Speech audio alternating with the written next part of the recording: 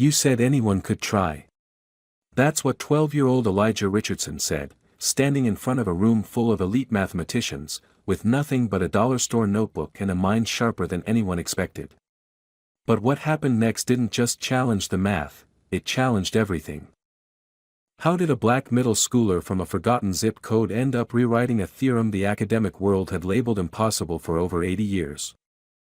And why did it make so many powerful people angrier than you could ever imagine? This isn't just a story, it's a truth that will shake you.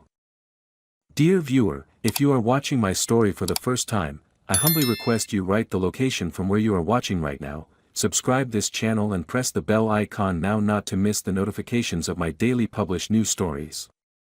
Thank you, and let's dive into the full story.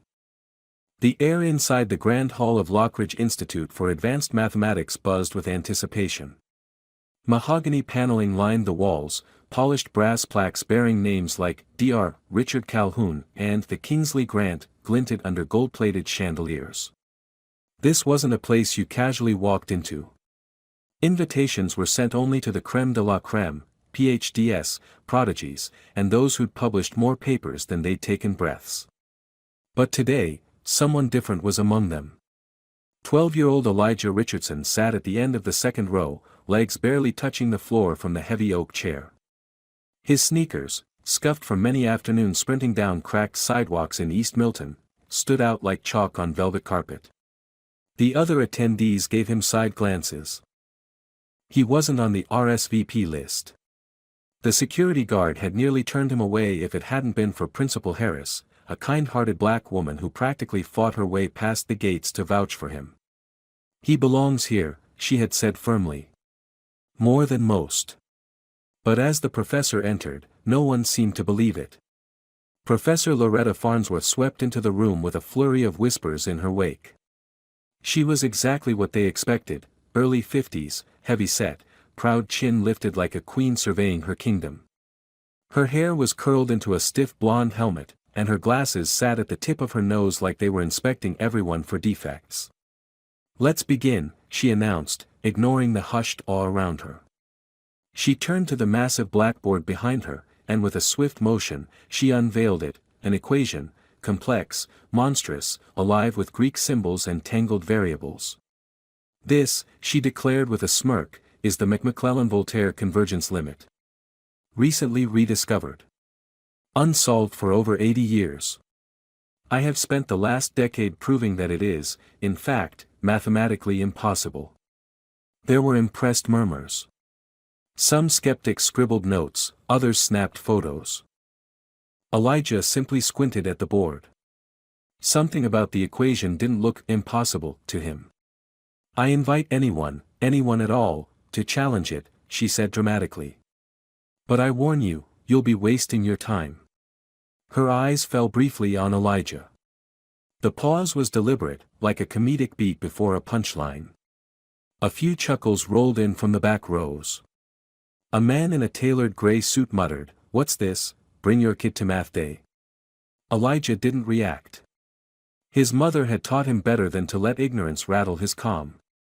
He folded his arms and kept studying the equation. Professor Farnsworth began lecturing, pacing theatrically as she walked them through her disproof. The math was complex, yes, but the logic, Elijah noticed, was slightly skewed. She assumed a limit that couldn't exist under certain rational boundaries, and her proof looped back in on itself. It was a mathematical Ouroboros, elegant but flawed. She had worked from the conclusion backward. Elijah's fingers itched. He'd solved harder problems before, just not in rooms like this, and not in front of people who looked like they owned the building. At lunch breaks at school, he scribbled algorithms in the back of his notebook while others traded Pokemon cards. Mr. Littlefield, his 7th grade math teacher, used to ignore him completely until Elijah corrected one of his test questions, publicly. After that, the man rarely made eye contact. Professor Farnsworth paused again near the chalkboard. "Now," she said, setting the chalk down with a click, "I hope this demonstration of futility serves as inspiration. Mathematics, like life, has limits. Some walls are not meant to be climbed." Her words hung in the air. No one clapped. It wasn't that kind of lecture. Instead, there was silence, intellectual, cautious silence. Elijah slowly raised his hand. At first, no one noticed. His hand was small, deliberate, and unsure. Then Principal Harris tapped the shoulder of the man next to her and whispered. Word spread in seconds. Heads turned. Eyes widened. Murmurs again, louder this time, like a pot beginning to boil. Professor Farnsworth blinked, then narrowed her eyes. Yes. Elijah stood. His voice didn't tremble. I think I can solve it. The room froze. For a moment, no one moved, like they were trying to process if they heard correctly. Then laughter, unsure at first, then swelling. This isn't algebra class, young man, a tall redhead scoffed. This isn't a Rubik's Cube. But Elijah didn't sit. His brown eyes, deep and patient, remained fixed on the professor. You said anyone could try. The room turned to her. Professor Farnsworth's jaw flexed. Her smirk had evaporated. She looked him up and down, his dollar store backpack, the loose thread on his t-shirt, the confidence in his posture. Very well, she said coldly. But don't cry when you fail. She handed him the chalk. Elijah approached the board slowly. The world behind him faded into hush. Every eye bore into him like lasers. The boy, the interloper, the outsider. He looked at the equation. Then he erased 3 symbols from her proof. Gasps. What is he doing? He just deleted a condition. That's not right, but it was. Elijah didn't second guess. His hand moved like a dancer's, fluid, precise, certain. For the first time in the room's history, the equation was being rewritten from the inside out. Professor Farnsworth's face paled. She stepped closer to the board. Stop, she said sharply. Elijah paused, chalk mid-air. That function is undefined in the range, not if you recast the convergence under a non-standard unit vector, he replied. Dead silence. Someone dropped a pen. Professor Farnsworth's lips parted, but no sound came. Elijah turned back to the board. His hand moved again. Faster this time. Resolving a limit. Correcting her misstep. Completing the loop. Solving it. Then, he underlined the final expression and turned around. He looked straight at her. It's not impossible, he said quietly. You just didn't want it to be solved. No one spoke. The chalk hit the tray with a soft tap. The silence that followed Elijah's final words clung to the room like a fog refusing to lift. Eyes darted between the chalkboard and the boy who had rewritten the limits of what anyone in that room believed possible. Professor Farnsworth stood frozen, her hand slightly raised as if to snatch the chalk from his fingers, but it was too late. The board bore witness to something none of them could deny. The impossible had been cracked open by a child. A 12-year-old black child. The room shifted uneasily. One of the mathematicians in the front row, Dr. Linley, a stooped, gray-bearded man known for his work in theoretical geometry, adjusted his glasses and leaned forward. His eyes scanned Elijah's solution, line by line, with the kind of careful precision one might reserve for a lost treasure map. His brow furrowed. Then slowly, imperceptibly at first, his head began to nod. Dear God, he murmured. He's right. The words landed like a cannon blast.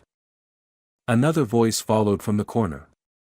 That vector assumption, he normalized the improper fraction into a weighted matrix. That's genius. Farnsworth didn't move. Her face had become a study in frozen denial, her expression unreadable except for the twitch in her right cheek. She stepped closer, eyes darting across the chalkboard, and suddenly raised both hands. No. No, no, no. This isn't right. This isn't how it's done. Elijah didn't flinch. Farnsworth turned to the room. This is a manipulation. A child, this child, has made unverified changes to a complex formula, and you're ready to crown him king of math? You said it was impossible, Principal Harris spoke firmly from the back, rising from her seat. He just proved it wasn't. You gave the invitation, Professor. This is not a sandbox, Farnsworth barked, voice rising. This is the Lockridge Institute. Elijah looked her in the eyes. Then maybe the sandbox is smarter. The murmurs turned into hushed amusement. Farnsworth's face flushed beet red. She turned her back to the crowd and stared again at the proof, breathing heavily through her nose, as if searching for a way to unravel it. But the logic was airtight. Even her staunchest colleagues couldn't poke a hole in it. You'll need to submit this, Dr. Lindley said, standing now. We need to review this officially. It must be published. It won't be published. Farnsworth snapped. You can't just let this happen. There are processes, peer reviews, channels of rigor. But if it's correct. Another professor said cautiously. He's a child. Not a prodigy. Not even a student here. That's when Principal Harris stepped forward, her heels clicking against the polished floor. Let me be very clear, she said, voice low and dangerous. Elijah Richardson is a student at Newton Grove Middle School, and he is the most brilliant mathematical mind I've seen in 20 years. I brought him here because you told us to bring our best and brightest. He is exactly who belongs in this room. Farnsworth turned away. No. This cannot stand. But it already had. The room erupted. Some professors gathered around the board, snapping photos. Others huddled, whispering furiously. A tech-savvy grad student live-streamed it to the university's internal channel. By the time Farnsworth noticed, the video had already been downloaded and reshared dozens of times. Elijah stood motionless amid the whirlwind, unsure of how to feel. He wasn't looking for glory. He just hated bad math. An assistant from the back approached him, stammering slightly. Young man, could we, get your full name? For our records. And maybe, could you write down how you, thought of the solution? Elijah blinked, unsure if the question was real. I'll send it, he replied simply. My notes are in my backpack. Farnsworth turned sharply. No. No, this is not a circus. He does not get to rewrite decades of academic thought based on backpack notes. Dr. Lindley adjusted his collar. Then perhaps decades of academic thought should be questioned. Those words landed even heavier than Elijah's proof. The old guard had drawn a line, and some were already stepping over it. Farnsworth's mouth worked in silence. Then, without another word, she gathered her notes and stormed out. The door slammed behind her. Elijah stood still. Principal Harris walked over, placing a hand gently on his shoulder. You did good, baby. I didn't mean to embarrass her, Elijah said quietly. You didn't, she replied. She embarrassed herself. In the days that followed, the academic community buzzed like a kicked beehive. Word spread fast, faster than anyone expected. The footage of Elijah's impromptu proof at Lockridge was uploaded to a niche educational forum, then caught fire on social media. It became more than a viral video, it was a symbol. News anchors debated it, op-ed writers penned essays about gatekeeping in academia, and scholars from around the world weighed in on whether the McClellan-Voltaire limit had truly been cracked. And in the middle of it all stood Elijah, 12 years old, bookbag slung over one shoulder, still finishing homework like any other middle schooler. But the echo had begun. His name was entering rooms before he did. Some said he got lucky. Some said he cheated. But others, the ones who looked closer, saw the truth: brilliance does not ask permission. And Professor Farnsworth? She went silent. No public comment. No follow-up lectures. Just an empty seat at the next Lockridge symposium. But Elijah knew it wasn't over. Not yet. Because the world he had just rattled would not go quietly. 3 days after Elijah's chalk met the blackboard, the backlash exploded. It began with a veiled tweet from Professor Farnsworth's official university account. Just 12 words, *, mathematics is not performance art. Precision over popularity, always. *, the message wasn't tagged to anyone, but it didn't have to be. Within minutes, her loyal circle of elite academics, scholars, administrators, and think tank consultants, began piling on. They used phrases like social media stunt, mathematical theater, and dangerous precedent. And then came the word Elijah's mother hated most. Token. Elijah wasn't on Twitter. He still didn't have a phone, only the school-issued tablet with cracked edges and a glitchy screen. But by the time he sat down for lunch on Tuesday, it was all over his school cafeteria. Kids who barely spoke to him before were crowding his table. One girl asked for a selfie. A boy asked if Elijah could do math tricks like a robot. He just shrugged. His peanut butter sandwich tasted stale. Principal Harris pulled him from class that afternoon. "We're doing a press freeze," she told him gently, eyes full of concern. "I need you to lay low. Just for now." Elijah frowned.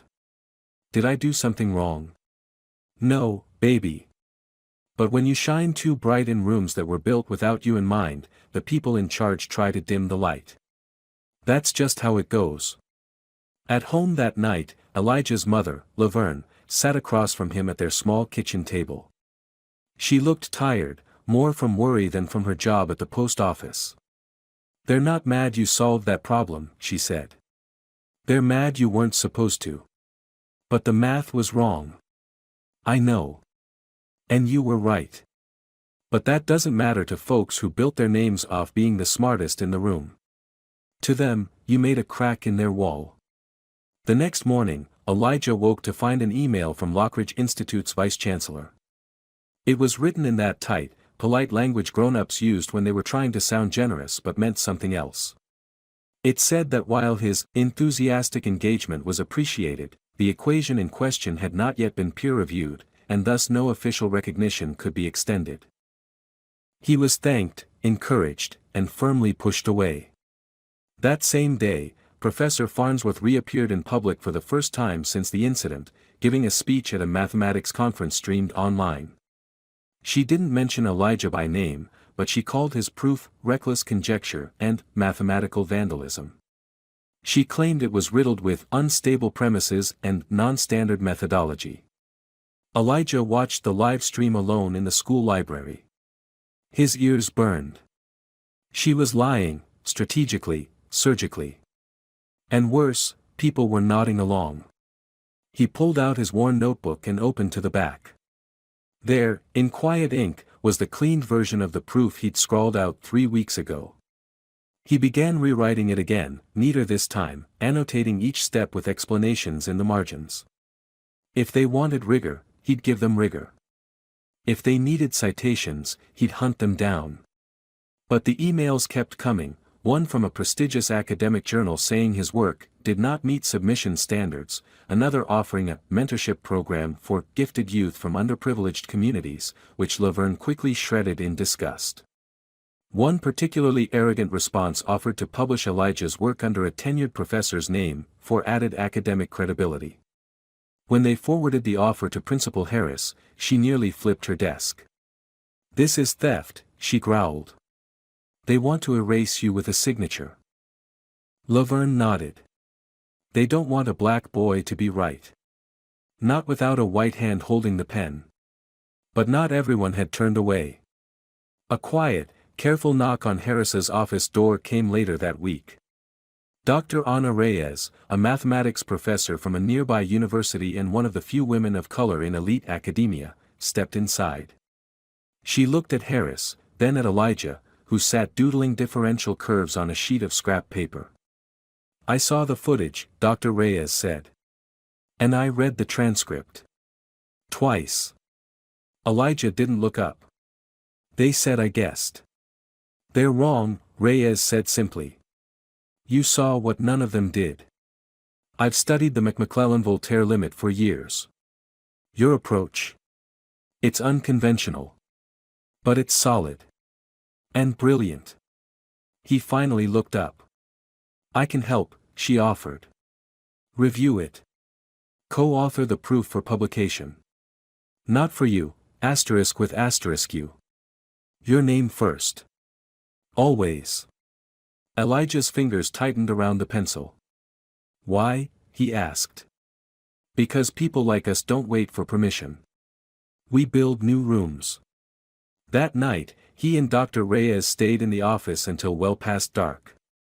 She combed through his work line by line, not correcting, just clarifying, sharpening the edges. Every time he proved her wrong, she grinned instead of grimaced. And so, quietly, out of view of the pundits and cynics, Elijah prepared his proof for war. Meanwhile, the backlash only grew louder. An editorial titled, "When Geniuses Act Like Children, and Children Pretend to be Geniuses" ran in a national paper. Farnsworth's allies pushed for new conference rules barring non-affiliated youth participants. University boards held closed-door meetings about safeguarding academic integrity. But at Newton Grove, Elijah and Dr. Reyes kept working. Not for applause. Not for headlines. For truth. Because mathematics didn't care who you were. Only that you were right. By the end of the month, the halls of Newton Grove Middle School had grown quieter around Elijah. Not because people stopped talking about what he'd done, far from it, but because the nature of the talk had changed. No more congratulations. No more, "Wow, you're famous," whispers. Now it was tighter, quieter. Suspicious. The tone of kids repeating what they'd overheard from adults at dinner tables. Bet he didn't really do it. They said some lady fixed it for him after. My dad says he's just good at memorizing stuff, not real smart. Even teachers shifted, most without realizing. His math teacher stopped asking him questions in class, choosing instead to pretend Elijah wasn't raising his hand. The principal noticed. Laverne noticed. But Elijah? He buried himself in work. Not out of pride. Out of necessity. Every lie being told about him had to be answered with truth, and in mathematics, the only truth that mattered was proof. Every night, Dr. Reyes zoomed in from her university office. They'd go line by line, building out the framework of Elijah's theorem. Not just solving the Maclaurin-Voltaire limit, but anchoring it in rigorous formalism, advanced topology, abstract algebra, real analysis. It was graduate-level math. And he wasn't just keeping up. He was pulling ahead. Dr. Reyes started calling it the Richardson transformation. Why call it that? Elijah had asked one evening, eyes sleepy but still burning with focus. Because the person who changes the game gets their name on the rulebook, she said without flinching. And you didn't just solve the limit, you created a new way to approach infinite non-convergence zones. Elijah blinked. I didn't mean to. The best never do, she replied. They just are. The official submission went out on a rainy Thursday. They sent it to Mathematica Preclara, one of the most respected math journals in the world. Not an easy choice, most young mathematicians avoided such a steep wall on their first try. But Dr. Reyes insisted. We don't sneak in through side doors, she said. We take the front, even if it's locked. The waiting began. 2 weeks in, the journal confirmed receipt. 3 weeks later, silence. But then, on the 24th day, the email arrived. It wasn't rejection. It wasn't acceptance. It was challenge. A special addendum from the editorial board requested Elijah present his work in person, before a panel of 7 mathematicians, including Dr. Marta Shelbourne, a celebrated figure in pure mathematics known for her strict peer review standards. The catch? The presentation would be public, streamed live, and, most notably, held in the same Lockridge lecture hall where the equation was first declared impossible. A full circle moment. Or a trap. Principal Harris read the invitation aloud twice, then looked at Elijah. You don't owe them anything, you hear me, she said. You already did it. Letting them put you on display again is a setup. But Elijah shook his head. If I don't show up, they'll say I was scared. You shouldn't have to prove yourself twice. I don't mind, he replied. I'm used to it. Dr. Reyes placed a hand on his notebook. If you go, you don't go alone. The date was set, Saturday, 3 p.m. Open to press. No interruptions allowed. Each presenter would get 45 minutes to explain their work. Farnsworth herself would not be on the panel, but her influence still lingered, like dust in the walls. In the days before the presentation, the media frenzy kicked up again. Commentators speculated whether Elijah would crack under pressure. Some celebrated him. Others mocked him, photoshopping images of chalkboards over his head, calling him the calculator kid or Professor Pretender. One radio host even implied his proof had been fabricated by a sympathetic academic activist. Laverne banned the news at home after that. But Elijah kept working. The night before the event, he couldn't sleep. Not from fear. From questions. Not about the math, he had that. It was the question he kept hearing from his mother, his principal, even strangers: why are they so mad that you were right? The answer came to him as he stared at the ceiling in the dark. Because they didn't build the table for him to sit at. And now that he had, without permission they were afraid he'd start carving his own table from scratch. The next day, the Lockridge Auditorium was packed. The same gold-plated chandeliers. The same arrogant murmurs. But this time, Elijah walked in taller. He wore a blazer 3 sizes too big, borrowed from Dr. Reyes' nephew, and sneakers with clean laces. Laverne walked behind him. Harris followed. Dr. Reyes waited at the podium. And when it was time, the panel gave their nod. Elijah stepped up to the mic. Good afternoon, he began. I'm Elijah Richardson. I'm 12. And I'd like to show you why the McClellan-Voltaire limit isn't impossible. You just looked at it wrong. He turned to the board. And the chalk began to move. This time, the math wasn't just about answers. It was about reclaiming space. Reshaping a field. And the deeper he went, the quieter the room became. Not out of disbelief. But reverence. The chalk squeaked faintly against the blackboard as Elijah sketched out the final transformation. No music, no cinematic zoom, just precision. Every symbol placed with intention. The room held its breath, a hall full of academics and experts leaning forward, eyes caught in a trance they didn't expect from a 12-year-old boy in borrowed clothes. At the back of the auditorium, Laverne clasped her hands so tight her knuckles paled. Beside her, Principal Harris sat perfectly still, except for her right knee, bouncing with nervous energy. Dr. Reyes stood beside Elijah like a silent guardian, arms crossed, watching the panel with hawk-like focus. The final line of the proof landed like a hammer strike, therefore lim infinity r, x, equals v, where v is finite, bounded, and constructible, therefore contradiction. Therefore original, impossibility, assumption is invalid, asterisk asterisk therefore proven. Elijah capped the chalk and placed it on the tray without flair. That's it, he said simply. It converges under Richardson transformation. The limit exists. You just have to stop pretending it doesn't. Silence.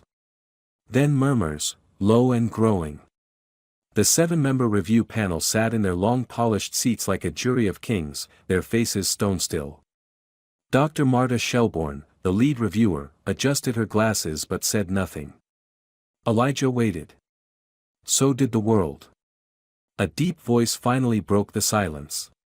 Dr. Jules Kindler, known for his brutal critiques of young mathematicians, leaned toward his mic. How did you, he hesitated, realize the standard field assumptions didn't apply? Elijah shrugged slightly. I was playing around with Hilbert space analogues in my notebook. The standard assumptions didn't hold up. They never made sense to me, even in class. So I rewrote the rule. You rewrote the field axioms, someone gasped from the panel. No. I rewrote how we use them when the system breaks itself. Whispers again. A third panelist, Dr. Gumai, flipped back through the annotated version of Elijah's submission. Her lips moved as she reviewed the steps, then paused.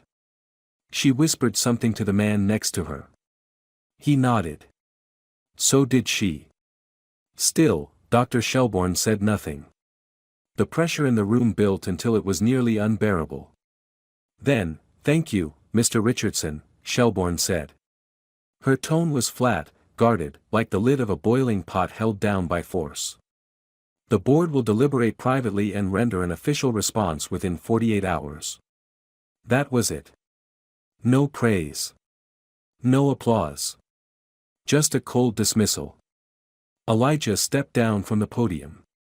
Laverne stood to meet him with open arms. Principal Harris gave a sharp look toward the panel before hugging him close. Dr. Reyes said nothing at first. Just squeezed his shoulder. "You were flawless," she whispered. "Why won't they say it?" he asked. "Because admitting it in front of all these people means admitting they were wrong. And you were right. And they can't not see you now." Outside, the press waited in swarms. Microphones. Boom arms. Phones. Reporters yelling questions like hot bullets. "Elijah, do you believe you embarrassed Professor Farnsworth? Were you coached? Do you believe the field has racial bias? Are you worried the panel will dismiss your work out of politics?" He didn't answer. Laverne led him through the noise with her arm around his back, shielding him like a wall of love. Dr. Reyes fielded questions with practiced control, redirecting, defending, asserting. But the storm had begun. By the time they reached the curb, the story was already hitting news feeds worldwide. The Washington Dispatch ran a headline that night, "Boy Genius or Academic Performance Piece." The Mathematics Journal Quarterly posted a blog entry, "Richardson's Proof, Brilliant or Just Bold?" A prominent science podcast dropped a special episode, "The Richardson Conundrum, Does Math Need Gatekeepers?" Back at home, Elijah watched none of it. He curled up on the couch with his old spiral notebook, thumbing through earlier proofs, scribbling new ones in the margins. His mind never rested, not even under the weight of the world's glare. 2 nights later, the Lockridge Review panel posted its decision. Dr. Reyes read it first. She didn't smile. Didn't frown. She printed it and walked into Principal Harris's office, where Elijah and Laverne sat waiting. She handed him the paper. The words blurred at first. Then came into focus, "The board concludes that while the mathematical approach proposed by Mr. Elijah Richardson deviates from traditional academic frameworks, the logic and result of the proof presented are fundamentally sound. Therefore, we hereby validate the correctness of the Richardson transformation and recommend its publication in Mathematica Praeclara with first author attribution to Elijah Richardson." Laverne broke first, her hands flew to her mouth, and a cry burst out before she could stop it. Principal Harris closed her eyes, whispering something like a prayer. "And Elijah?" He just stared at the letter. "Is that good?" he asked. Dr. Reyes laughed softly, wiping the corner of her eye. "It means they couldn't ignore you, no matter how much they wanted to." The internet melted. From TikTok clips of his final chalkboard line to academics on YouTube trying to explain his work in 10-minute whiteboard videos, Elijah's name surged across every platform. But beneath the excitement still lay resistance. Farnsworth released a statement refusing to acknowledge the result. She called it an abuse of open academic policy and accused the journal of succumbing to public pressure. Several prominent institutions quietly pulled speaking invitations she'd previously accepted. But the damage to her credibility had already begun. The equation she swore was impossible now bore a name she never wanted to speak, the Richardson transformation, but the storm hadn't cleared. Not yet. Because the next wave of attacks wasn't aimed at his math. It was aimed at him. The proof had been validated. The Richardson transformation was real, published, and peer-reviewed. But validation wasn't vindication, not in a world where the people holding the keys resented the door ever opening. The ink on the journal had barely dried when the narrative shifted again. Now, they came for Elijah. Not his math. Not his logic. It started small. A blogger known for academic commentary questioned Elijah's home environment. He called Laverne a single postal clerk mother raising a math savant without adequate scholarly supervision. The comment, buried in a paragraph of dense critique, exploded when a conservative media host repeated it verbatim on air. By Monday morning, the dog whistles were sirens. Sure, the kid's bright. But is it really his work? Who's actually guiding this 12-year-old? Be honest. Seems suspicious how clean that proof was. No way a child from public school just strolls in and does that. Elijah didn't understand at first. I showed my notes, he told his mother. They watched me do it live. They don't care about what they saw, Laverne replied quietly, folding laundry. They care about who they saw doing it. Soon after, a former Lockridge Fellow, Dr. Peter Rains, published a so-called open letter, in a popular academic digest, questioning whether Dr. Reyes had inserted herself into the authorship to elevate a weak, undeveloped solution for performative purposes. Reyes was livid. They're trying to erase you by turning you into a mascot, she fumed. They want to make you my story. Not your own. I don't want to be anyone's story, Elijah said. I just wanted to fix the math. Then came the calls. First, Lockridge Institute's PR office requested Elijah speak at their next annual lecture series. Not on his work, but on diversity in math. No honorarium. No panel slot. Just 10 minutes, at the end of a networking reception. Laverne said no before they finished the email. Next, a major textbook company reached out. They wanted to license Elijah's name as part of a Youth Genius line of math books for younger kids. Cartoon versions of Elijah would walk students through multiplication. The contract offered cash, sure, but stripped him of intellectual ownership of the actual theorem. Laverne slammed her laptop shut in disgust. And then, silence from the academic journals. No follow-up articles. No commentary. No invitations to math symposiums or think tank roundtables. 1 week passed, then 2. Dr. Reyes confirmed quietly, the elite circuit had gone dark. The gate had been closed again, just more politely this time. It's like they shoved him into a glass case, Principal Harris said during one of their late-night strategy meetings, just so they could ignore him more efficiently. But Elijah wasn't slowing down. At school, he'd begun drafting a new framework for vector field collapsibility using pieces of the Richardson transformation. It had nothing to do with public approval. It was just what his brain wanted to do. But even Newton Grove was changing. Some teachers ignored him now. Others overcompensated, putting him on a pedestal and treating every word he said like gospel. His classmates stayed quiet around him in math class, not because they respected him, because they feared being shown up. One morning, he found a sticky note on his locker. It read, "You think you're better than everyone. Stay humble."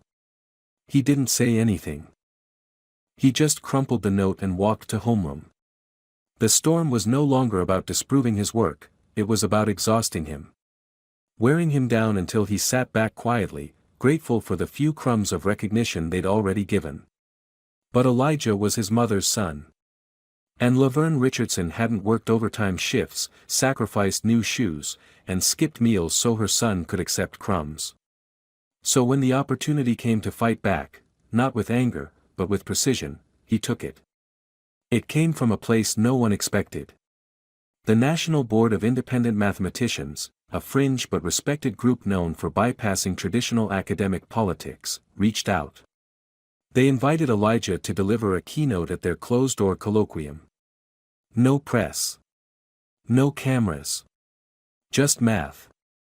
Real, hard math. And every attendee would be a peer reviewer of high standing. Reyes vetted the invitation twice. They're legit, she confirmed. And they hate Farnsworth's circle. Elijah didn't hesitate. I'm in. At the event, held in an unassuming stone building in North Carolina, Elijah stood before 30 mathematicians, most of them gray-haired, some of them skeptical, all of them quiet. He presented a new paper, a proposed universal transfer model for boundary collapse in divergent systems. No buzzwords. No storytelling. Just equations. Dense ones. Beyond the Richardson transformation. Ideas born from nights on the couch and mornings before school. When he finished, there was no applause. Just silence. Then, one professor raised a hand. May I see your working notes? Elijah nodded and handed over the spiral-bound notebook. Every page had scribbles, half-formed ideas, and corrections in cheap ink. They passed it around. Page by page. No one spoke. When it returned to him, the room shifted. I believe, said one mathematician softly, we have found the mind of a generation. That was the moment it became undeniable. Not because of a viral video. Not because of a name on a theorem. But because 30 of the most brilliant minds in mathematics had looked at his work, and believed. It didn't stop the attacks. But now, Elijah had a fortress. By the time Elijah returned to East Milton, the world outside his neighborhood had changed, again. But at home, it looked the same. Cracked sidewalks. Overgrown grass pushing through chain-link fences. Streetlights that buzzed but barely lit anything. The only difference? Everyone now knew that the 12-year-old boy walking those sidewalks had rewritten a piece of mathematical history. But this wasn't victory. Not yet. It was survival. The National Board of Independent Mathematicians published a statement 2 days after the colloquium. In their crisp, no-nonsense tone, they declared Elijah Richardson an original, unassisted author of field-transformative mathematical innovation, whose continued development should be supported without institutional delay or obstruction. It was math's version of a standing ovation. And it shook the ivory towers that had tried to lock him out. Elijah's name shot back into national headlines, but this time, with a twist. Instead of praise, a new wave of criticism emerged from academic institutions. Unaccredited groups cannot confer legitimacy, read one think tank's response. Asterisk, we do not recognize panels that bypass the standard university peer review system. Asterisk, in other words, we didn't approve it, so it doesn't count. Dr. Reyes expected the pushback. They'll pretend your fortress doesn't exist, she told him, until it becomes so big they have to build roads to reach it. So Elijah kept building. He doubled down on his research, now working with mathematicians from Brazil, Nigeria, and India, scholars who had long been ignored by elite American circles but who recognized brilliance when they saw it. They formed a virtual coalition, reviewing one another's work, refining theories, building a community outside the glass walls of academia. They called it the Open Minds Collective, and at the center of it was a 12-year-old black boy with a spiral notebook full of fire. But back at Newton Grove, the fortress felt far away. The school board called a meeting, ostensibly to support Elijah's unique needs. But what it became was an ambush. Laverne sat tight-lipped beside Principal Harris as a panel of mostly white board members questioned whether Elijah's curriculum should be adjusted to focus more on social-emotional learning and whether he might benefit from a temporary break from mathematics to rejoin age-aligned development. I'm sorry, Laverne said, her voice even. Are you saying my son is too smart to be in school? We're saying, one man said slowly, that integrating at his level may create social imbalance. Principal Harris nearly rose out of her seat. He is not a threat. He is also not normal, another board member chimed in. Laverne stared at them. You're afraid the other kids will stop believing they're the smartest just because a black boy solved something your professors couldn't. The room went quiet. Not one person contradicted her. They left the meeting without another word. But the point had been made. Elijah wasn't just challenging academic hierarchies, he was challenging every hierarchy. Race, class, age. And that made people uncomfortable. That week, Elijah walked through the school hallways feeling eyes on him, not admiration. Surveillance.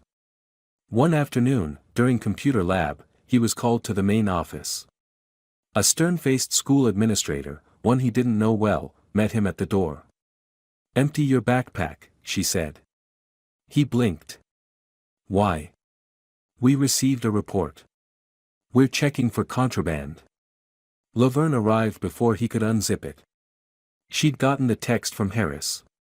She walked straight into the office, eyes blazing. "You searched other kids today?" she asked. The woman hesitated.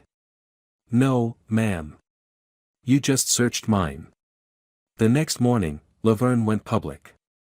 She posted the story on social media, attaching Elijah's photo next to a still shot of his proof presentation. The caption read, "They celebrate him when he solves the impossible, but treat him like a threat the next day." It exploded. Again.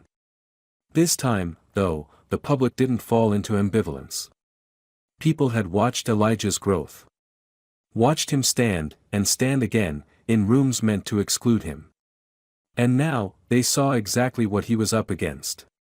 A petition circled to censure the board. It gained 20,000 signatures in 3 days. Dozens of black educators, parents, and mathematicians released public statements backing Elijah. Dr. Shelbourne, the same elite reviewer who once offered silence, published a reluctant editorial titled, "We were wrong to doubt." In it, she admitted that the math had never been the problem. The problem, she wrote, was who delivered it. The fortress Elijah built with chalk had grown. Not just in publications. Not just in online clout. But in people. People who now looked to him not just for math, but for a blueprint of how to stand tall when you weren't meant to. And with every step forward, he carved deeper into the wall that had stood for too long. Until the wall began to tilt. He wasn't just solving equations now. He was solving the system that tried to unwrite him. By late spring, Elijah Richardson had become something else entirely. He was no longer just the 12-year-old who solved the impossible equation. He was now a symbol, loved by some, hated by others, and watched by all. His spiral notebook, once covered in food stains and faded doodles, had been requested by a museum of black innovation. He politely declined. "It's still got problems I'm working on," he said. But while his mind remained anchored in the math, the world around him shifted. People treated him like property, like a public monument instead of a child. Every institution that had ignored him at first now wanted a piece of him, for their websites, their fundraisers, their panels. They wanted his name on banners, his photo on pamphlets. But not his voice. Not his terms. Even Principal Harris, who had fought for him from the beginning, noticed the shift. "They want you framed behind glass, baby," she told him. "Safe. Silent. Still. But you weren't born for glass. You were born for chalk." Still, Elijah felt the pressure. Expectations clung to him like shadows: don't slip, don't speak out, don't embarrass the cause. Everything he did now rippled. He couldn't even draw in class without someone asking if he was inventing another theorem. The real Elijah, just a boy who loved ideas, who stayed up too late solving equations for fun, was vanishing beneath the myth. And the weight of that nearly broke him. It happened one evening after dinner. Laverne had fallen asleep early after working a double shift. The apartment was quiet. Elijah sat at the kitchen table, surrounded by his usual mess of papers and open books. He had been trying to refine a theory on boundary transformations, but the page stared back at him blankly. For the first time in months, he didn't know what to write. He gripped his pencil tighter, hands trembling. He'd built a fortress out of chalk, but now, it felt like a prison. What if they were right? What if he had just gotten lucky once? What if the next line he wrote didn't matter at all? He stood, shoved the notebook off the table, and stormed outside. The air was cold. The streetlights flickered like tired eyes. Elijah walked for blocks, past the bus stop where he used to wait in the mornings, past the corner store where he used to spend loose change on honey buns. Everything was the same. But he wasn't. That's when he saw the mural. Someone, no one knew who, had painted Elijah's face on the side of the old rec center. It was huge, vivid, powerful. His eyes looked upward toward a sky full of equations, and at the bottom were the words, "Not born for glass. Born for chalk." He stopped. Stared. Then sat down on the sidewalk, head in his hands. "You good, E?" a voice said from behind him. It was Darren, his neighbor, 17, the kind of kid who could take apart an engine blindfolded. He wasn't much for books, but he always nodded respectfully when he saw Elijah. "Yeah," Elijah lied. "Just thinking." Darren sat down beside him. "You don't look like you're thinking. You look like you're drowning." Elijah looked up. "It's like they don't want me to win. They just want to use me to feel better about losing." Darren nodded slowly. "You ever fix something too good? Like, so good the old folks say it's wrong 'cause it don't look familiar anymore?" "Yeah. That's what you did. You fixed the whole game. But the game wasn't built to be fair in the first place." They sat in silence for a while. Then Darren stood and offered Elijah his hand. "You ain't gotta carry it alone, man. You got people now." Elijah took his hand and stood. The next morning, he returned to the kitchen table. Picked up his notebook. Started writing again. But this time, he didn't write to prove anything. He wrote for himself. That week, Dr. Reyes helped him release a public paper through the Open Minds Collective. The paper outlined a new framework for collaborative peer systems, a challenge to traditional academic publishing that allowed young, underrepresented minds to receive credit and critique without institutional filters. It was radical, controversial, and long overdue. In response, one major university barred Dr. Reyes from guest lecturing for the semester. She just laughed. They'd rather set fire to their own house than admit a 12-year-old fixed the pipes. More importantly, Elijah's idea started catching on. Young students from places like Oakland, Detroit, and Baton Rouge began submitting their work through the new system. Not just in math, science, coding, engineering. Ideas that had never seen daylight before. The wall didn't fall all at once. But it cracked. And from the cracks, new voices poured through. At a city council meeting that summer, a speaker from the school board tried to block a grant that would expand advanced placement math to underfunded schools. Elijah attended. He sat quietly in the back until public comment opened. Then he walked up to the mic. "My name is Elijah Richardson," he said. "I'm 12. I solved the McClellan-Voltaire limit. But I'm not special. I'm not the only one. I was just the one you didn't stop in time." The room froze. "I got lucky. Lucky that Principal Harris fought for me. That my mom never stopped believing in me. But this grant? This gives kids the chance I had. And I promise you, there are more of us. More black kids, more poor kids, more brilliant kids who've been told to stay quiet. All they need is one open door." There was no applause. Just silence. Then the vote passed. Unanimous. The wall had cracked. And Elijah? He was still writing. Still solving. Still building a world where genius didn't come with a permission slip. Elijah stood in front of a sea of faces, thousands, not in formal suits like the Lockridge lecture, but in hoodies, braids, t-shirts, and bright eyes. It was the National Youth Think Forward Summit in Atlanta, held in the city's historic King Auditorium. The banner above the stage read, "Not born for glass. Born for chalk."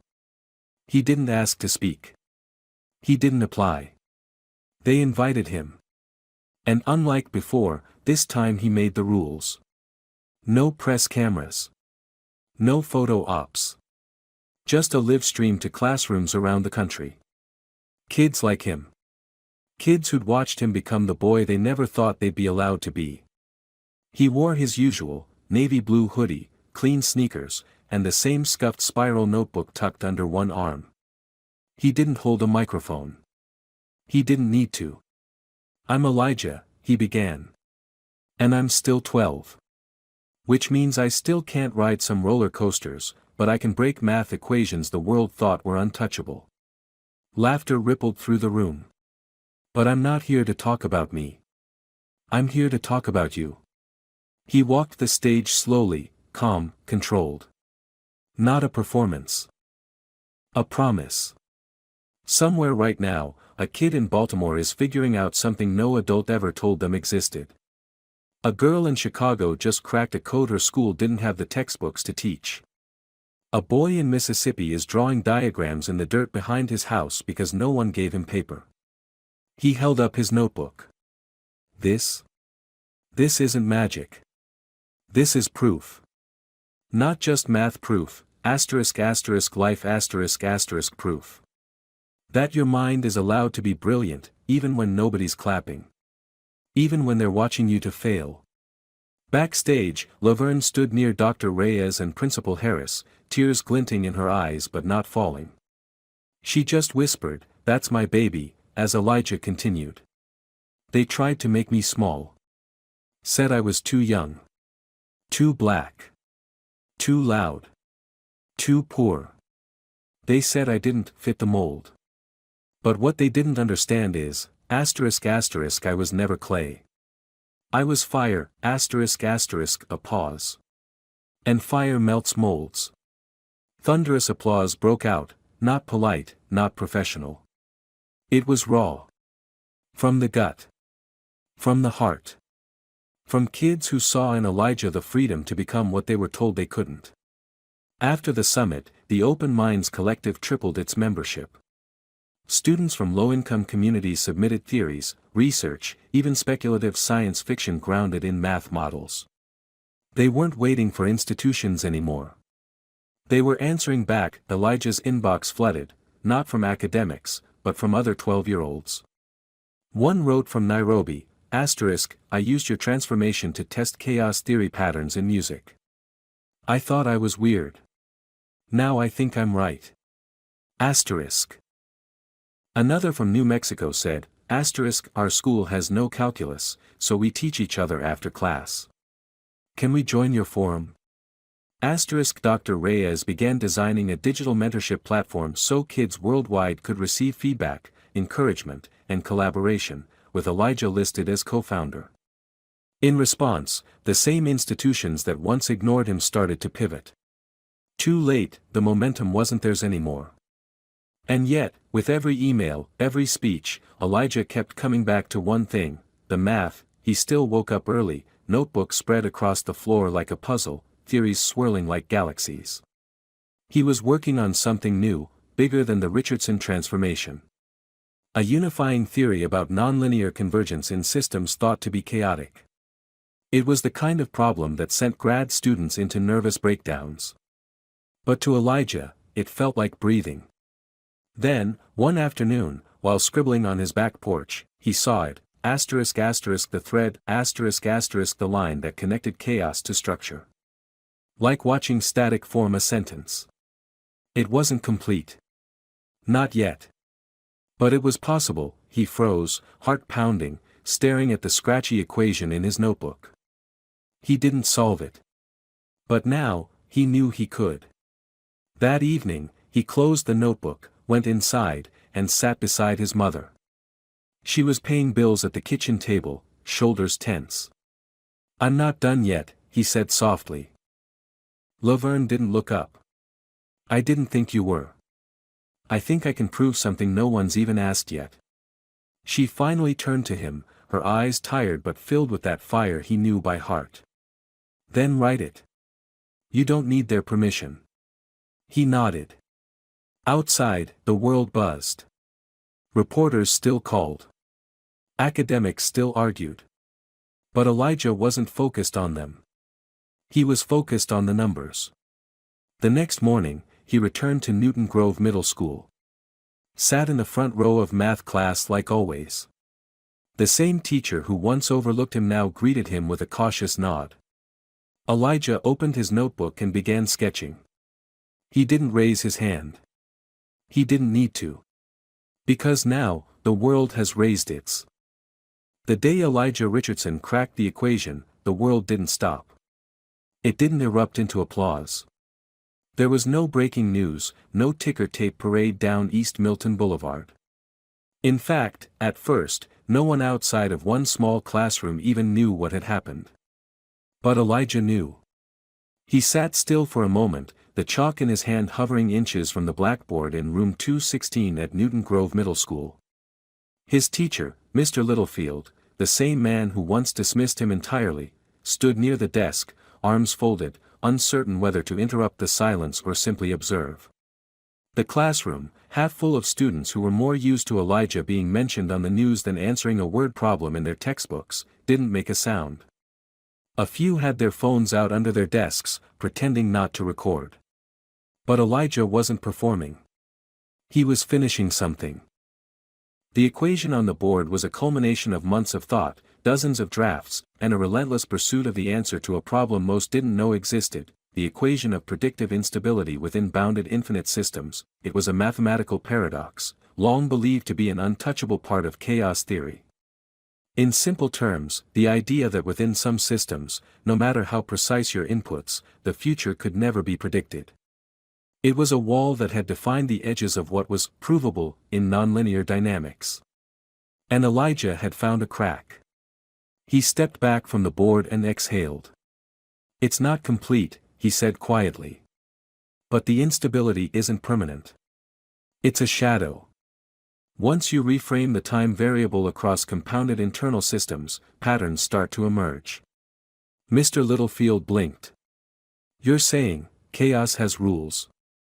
"No," Elijah replied. "I'm saying chaos pretends not to, but it's just playing by a deeper logic." Laverne heard the story from the front desk before her shift at the post office even started. Principal Harris called within the hour. Dr. Reyes arrived that night with pizza and 5 whiteboards in her car trunk. They stayed up until sunrise, reviewing every step.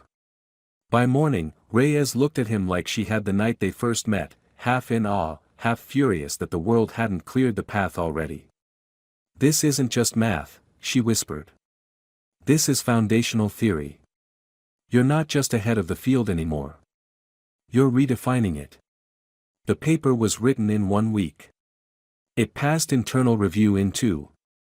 The Open Minds Collective hosted a live breakdown across time zones, with mathematicians from 12 countries calling in. And then, silence. Not rejection. Not applause. Stillness, because for the first time, the academic world didn't know what to do. Elijah hadn't just cracked a theory. He'd cracked their ceiling. The same journals that once ignored him now scrambled. The same schools that declined his mother's calls began strongly encouraging partnerships. One Ivy League chair privately offered Elijah a mentorship with a tenured professor, only to request that Elijah's name be listed second on the eventual paper. Laverne declined on his behalf. "I don't raise second names," she said. "Only firsts." Then came the requests that felt different. A renowned mathematician from Senegal wrote personally, asking Elijah to collaborate on climate modeling. A think tank in Finland wanted him to apply his bounded instability theory to economic forecasting. NASA requested a transcript. Quietly. The world was listening, but through it all, Elijah stayed the same. He kept walking to school. Kept returning to his front porch notebook sessions. Kept playing chess with Mr. Rodriguez 3 doors down on weekends, where he always lost on purpose because Mr. Rodriguez liked to talk trash when he won. He didn't need stages. He needed space. The final proof, titled, Order in the Noise, Reframing Instability Through Nested Predictive Convergence, was published under one name only, Elijah J. Richardson. No co-author. No institution. No apology.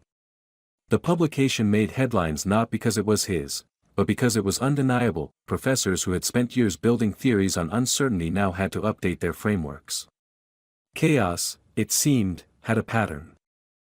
It just took a boy no one believed to see it. Farnsworth never commented publicly. Her last publication predated Elijah's breakthrough by nearly a year. She had faded from view. But her silence was telling. Because Elijah hadn't just proven them wrong once. He had built a new space entirely, where being 12, black, and brilliant didn't need justification. In a small ceremony hosted by the Open Minds Collective, Elijah stood on stage not with academics, but with kids like him. A girl from New Orleans who built a solar-powered filter. A boy from Appalachia who developed an algorithm to detect crop disease using an old smartphone camera. He didn't give a speech that night. He just stood there, smiling, notebook in hand. When someone asked what he planned to do next, he said, "I'm gonna solve what comes next. Whatever that is." He wasn't a prodigy.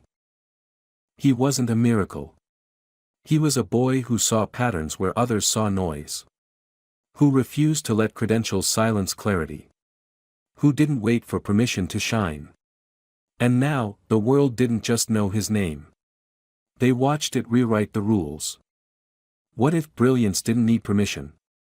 Elijah's story reminds us that genius isn't limited by age, zip code, or status. It's everywhere, especially in the places the world tries hardest to ignore. We must protect, uplift, and believe in young black minds, not after they prove themselves, but from the very start. If this story moved you, made you think twice, or opened your eyes even a little, please take a second to like this video, share it with someone who needs to hear it, and subscribe to this channel for more powerful, perspective-shifting stories. Because when one voice speaks truth in a silent room, it doesn't echo, it erupts. Let's keep amplifying the voices that deserve to be heard.